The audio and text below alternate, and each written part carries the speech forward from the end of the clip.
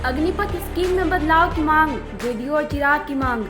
नरेंद्र मोदी की तीसरी बार बन रही सरकार के गठबंधन सहयोगियों जेडीयू और लोजपा के सहयोगियों की अग्निपथ स्कीम में बदलाव की मांग पर भाजपा को सहमति देने की संभावना है। भाजपा ने पहले ही स्कीम का सर्वे कराने की घोषणा की है। इससे मांग को स्वीकार करना आसान होगा। नई पुलिस लाइन का उद्घाटन जल्द। सीएम चंपाई सोरेन ने की भवन निर्माण योजनाओं की समीक्षा।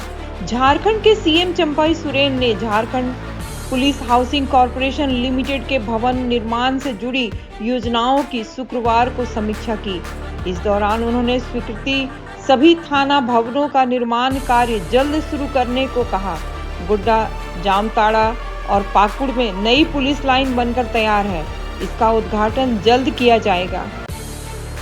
एनडीए की मीटिंग में नीतीश कुमार का ऐलान, विरोधियों के लिए कोई जगह नहीं छोड़ेंगे। संसद भवन में एनडीए संसदीय दल की बैठक में नीतीश कुमार, चंद्रबाबू नायडू, एकनाथ शिंदे, चिराग पासवान जैसे दलों के नेताओं ने नरेंद्र मोदी के नाम का समर्थन अगले प्रधानमंत्री के लिए किया। नीतीश कुमार ने कहा कि पूरी तरह से आपके साथ हूँ।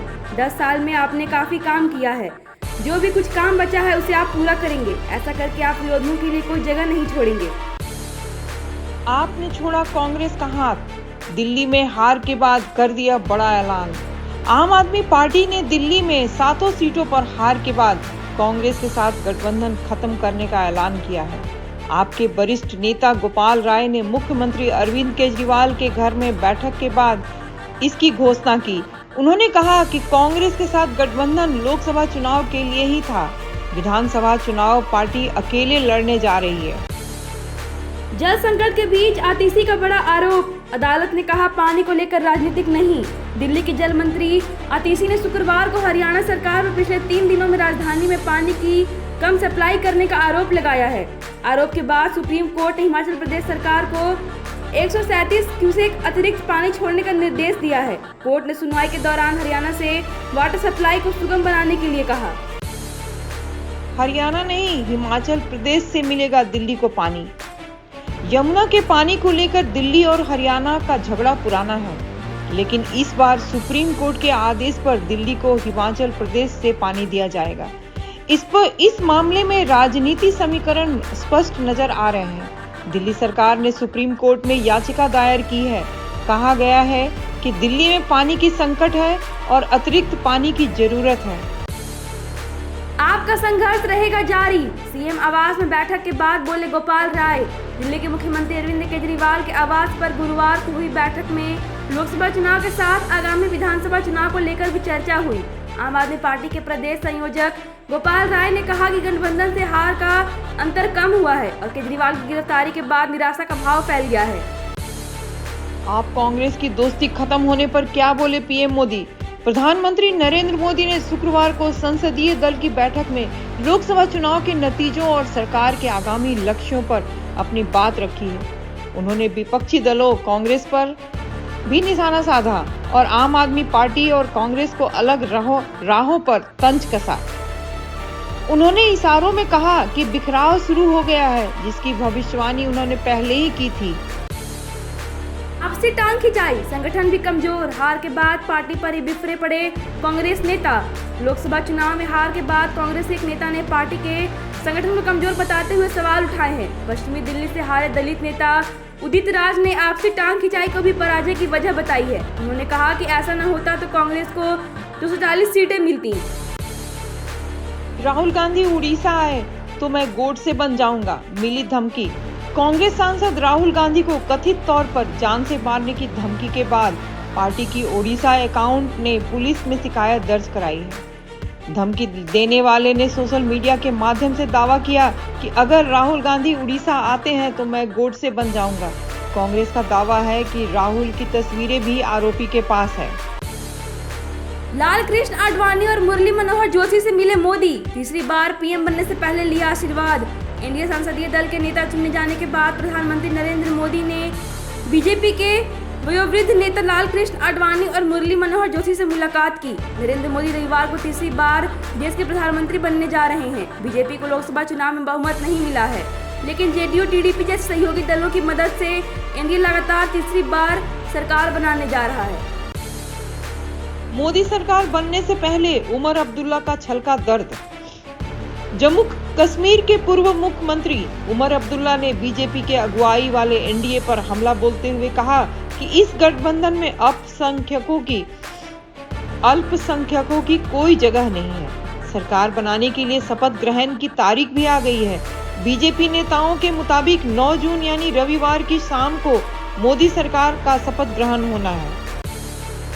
कश्मीर से भी ज्यादा केरल में हुआ बीजेपी कार्यकर्ताओं पर जुल्म, एक सीट मिलने पर भी गदगद है मोदी। एनडीए संसदीय दल के नेता चुने जाने के बाद प्रधानमंत्री नरेंद्र मोदी ने सभा को संबोधित किया। पीएम मोदी ने लोकसभा चुनाव के परिणाम पर राज्यों के हिसाब से विवरण देते हुए केरल के नतीजों को काफी सराहा। उन्होंने कहा कि कश्मीर ने जो भाजपा और एनडीए के कार्यकर्ताओं ने केरल में जितना जुल्म सहा है उतना जुल्म कश्मीर को भी नहीं हुआ। मानहानि केस में राहुल गांधी को बड़ी राहत, मिल गई जमानत। जाने क्या था मामला। कर्नाटक भाजपा इकाई द्वारा दर्ज किए गए मानहानि के मामले में विशेष अदालत ने कांग्रेस नेता राहुल गांधी को शुक्रवार को जमानत दे दी। मामला पिछले साल के राज्य विधानसभा चुनाव से पहले प्रमुख अखबारों में कथित रूप से अपमानजनक विज्ञापन जारी करने के संबंध में है। कांग्रेस ने सत्तारूढ़ भाजपा पर भ्रष्टाचार का आरोप लगाया था। कर्नाटक के मंत्री बी नागेंद्र का इस्तीफा हुआ स्वीकार, मंत्री जी पर 89 करोड़ के घोटाले का आरोप। कर्नाटक के राज्यपाल थावरचंद गहलोत ने राज्य के अनुसूचित जनजाति कल्याण मंत्री बी नागेंद्र का इस्तीफा स्वीकार कर लिया। बी नागेंद्र ने उनके ऊपर भ्रष्टाचार के आरोप लगाने के बाद गुरुवार को राज्यपाल को इस्तीफा सौंपा था। उनके ऊपर वाल्मीकि कल्याण बोर्ड के अंदर 89 करोड़ रुपए की हेराफेरी का आरोप है। बारामती जीतकर और भाभी को हराकर अजित पवार के घर पहुंची सुप्रिया सुले। बारामती लोकसभा सीट से जीत हासिल करने के बाद राष्ट्रवादी कांग्रेस पार्टी नेता सुप्रिया सुले ने शुक्रवार को कहा कि उन्हें आज सुबह अपने चचेरे भाई महाराष्ट्र के उप मुख्यमंत्री अजित पवार के घर जाकर अपनी चाची का आशीर्वाद लिया। बारामती सीट पर सुप्रिया सुले का सामना अजित पवार की पत्नी और रिश्ते में अपनी भाभी सुनेत्रा पवार से था। आरएसएस ने फडणवीस के इस्तीफे से पहले की मीटिंग। महाराष्ट्र के उप मुख्यमंत्री देवेंद्र फडणवीस की लोकसभा चुनाव में खराब प्रदर्शन की जिम्मेदारी लेते हुए इस्तीफा देने का पेशकश करने के बाद आरएसएस के वरिष्ठ संस्थापक फडणवीस के घर पहुंचे। बैठक करीब 2 घंटे तक चली। आरएसएस के सूत्रों ने उप मुख्यमंत्री के घर हुई इस मीटिंग को सामान्य बैठक बताया। सीएम का पद छोड़ने पर अड़े देवेंद्र, पार्टी के लिए काम करना चाहते हैं। महाराष्ट्र के उप मुख्यमंत्री देवेंद्र आज गृह मंत्री अमित शाह और प्रधानमंत्री मोदी के साथ बैठक कर सकते हैं। देवेंद्र ने संकेत दिया है कि वह महाराष्ट्र में लोकसभा चुनाव में भाजपा के खराब प्रदर्शन के बाद अपना पद छोड़कर अपना पूरा समय पार्टी को देना चाहते हैं। पिछले 2 दिनों से देवेंद्र के समर्थक उन्हें ऐसा कदम न उठाने के लिए मनाने की कोशिश कर रहे हैं। हालांकि देवेंद्र ने कहा कि वह सरकार से इस्तीफा देकर पार्टी के लिए काम करना चाहते हैं। पीएम मोदी बोले एनडीए सबसे सफल गठबंधन। संसदीय दल के नेता चुने जाने के बाद पीएम मोदी ने एनडीए की तारीफ करते हुए कहा कि आज भारत की जनता का भरोसा एनडीए के ऊपर है। देश 22 राज्यों में एनडीए की सरकार है। प्री पोल अलायंस के मामले में एनडीए सबसे सफल गठबंधन हुआ है। एनडीए को बने हुए अभी लगभग 30 साल होने वाले हैं।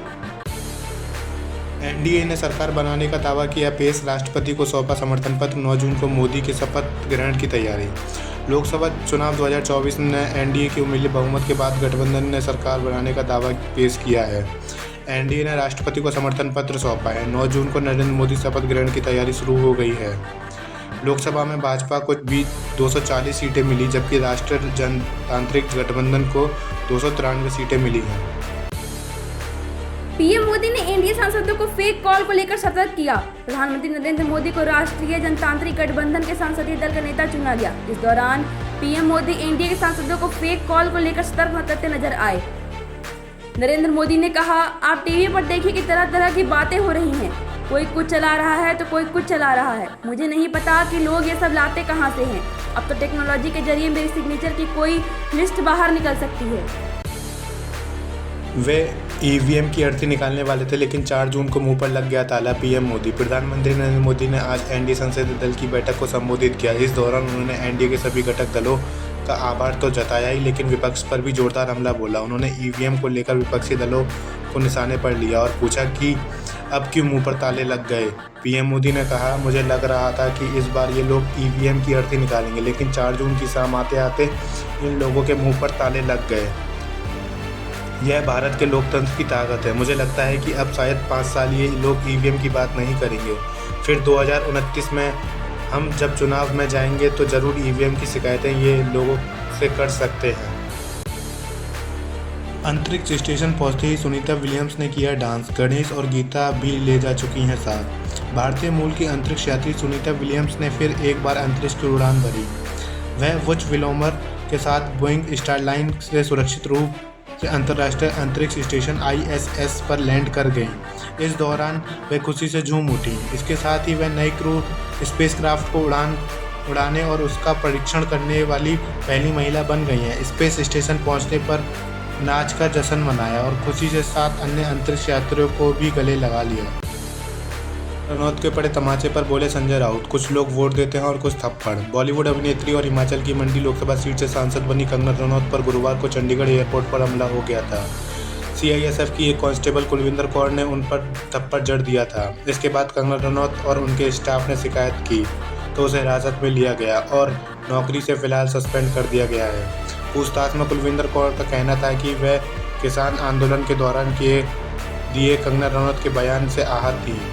अब इस पर राजनीति भी शुरू हो गई है। उद्धव सेना के नेता संजय राउत ने इस घटना पर तंज कसा। उन्होंने मीडिया से बातचीत में कहा कि कुछ लोग वोट देते हैं तो कुछ लोग थप्पड़ देते हैं। मुझे ये मालूम नहीं है कि वास्तव में क्या हुआ है।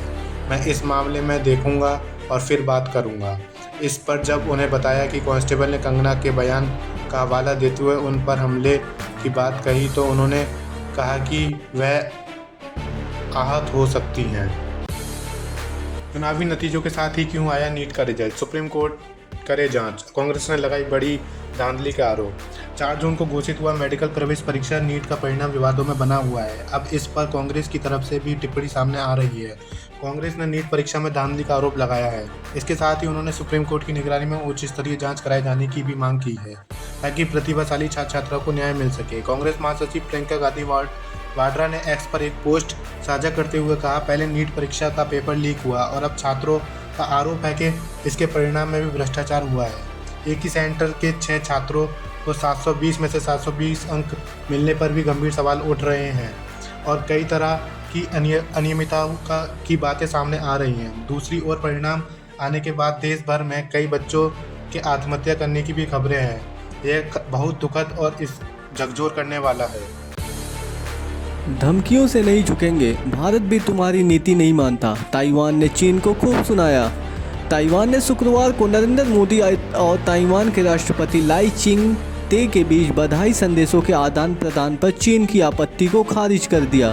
ताइवान ने कहा, चीन विश्व समुदाय को भ्रमित करने के लिए राजनीतिक दबाव और भ्रांतियां फैला रहा है। चीनी विदेश मंत्रालय की प्रवक्ता माओ निंग ने इन देशों पर प्रतिक्रिया व्यक्त करते हुए कहा कि चीन ने इस पर भारत के समक्ष विरोध दर्ज कराया है। पाकिस्तान को हराने के बाद मोनांग पटेल ने भरी हुंकार, भारत को दी खुली चुनौती। ICC T20 वर्ल्ड कप 2024 में अपनी मेजबानी में अमेरिका ने जबरदस्त उलटफेर करते हुए पाकिस्तान को सुपर ओवर में हराया। अमेरिका क्रिकेट टीम के कप्तान मोनांग पटेल हैं, जिन्हें दमदार 50 के लिए मैन ऑफ द मैच चुना गया। मोनांग ने पाकिस्तान के खिलाफ मिली जीत के बाद कहा कि अब उनकी टीम का पूरा फोकस भारत के खिलाफ होने वाले मैच पर है। रेखा और अमिताभ की रोमांटिक सीन देख रो पड़ी थी जया बच्चन। रेखा ने प्रोजेक्शन रूम से देखी थी जया की शक्ल।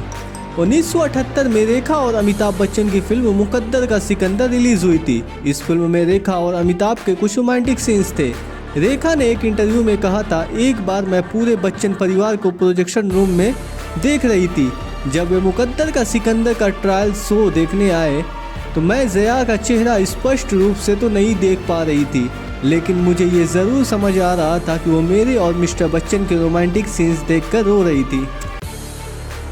हार्ट अटैक का संकेत हो सकता है रात में दिखने वाले ये लक्षण, हो जाए सतर्क। पूरी दुनिया में दिल की बीमारी से मरने वालों की संख्या लगातार बढ़ती जा रही है। इनमें से ज़्यादातर मौतें ऐसी होती हैं जिन्हें रोका जा सकता है। खान पान की खराब आदतें, एक्टिव न रहना, शराब या तंबाकू खाना आपके दिल की बीमारी के चांस को बढ़ा सकते हैं। अगर आप इन सब पर कंट्रोल करते हैं तो काफ़ी हद तक हार्ट अटैक या दिल की बीमारी से बचा जा सकता है। यूपी बिहार में गर्मी से नहीं मिलेगी राहत, राजस्थान में तूफान ओलावृष्टि का अलर्ट। आईएमडी ने 7 से 10 जून तक उत्तर प्रदेश, पूर्वी मध्य प्रदेश, झारखंड, पंजाब, हरियाणा, दिल्ली, बिहार और ओडिशा के कुछ हिस्सों में हीट वेव का अलर्ट जारी किया। वहीं 7 जून को पश्चिमी राजस्थान के कुछ इलाकों में तूफान 50 से 60 किलोमीटर प्रति घंटा और ओलावृष्टि की आशंका जताई गई है। उत्तर भारत के कई राज्य इन दिनों भीषण गर्मी के चपेट में हैं। हालांकि देश में मानसून का आगमन हो चुका है और कुछ राज्यों में प्री मानसून गतिविधियां भी शुरू हो चुकी हैं, लेकिन फिर भी कई इलाकों में गर्मी से राहत नहीं मिली। मौसम विभाग ने 7 से 10 जून तक उत्तर प्रदेश, पूर्वी मध्य प्रदेश, झारखंड, पंजाब, हरियाणा, दिल्ली, बिहार और उड़ीसा के कुछ हिस्सों में हीट वेव का अलर्ट जारी किया है।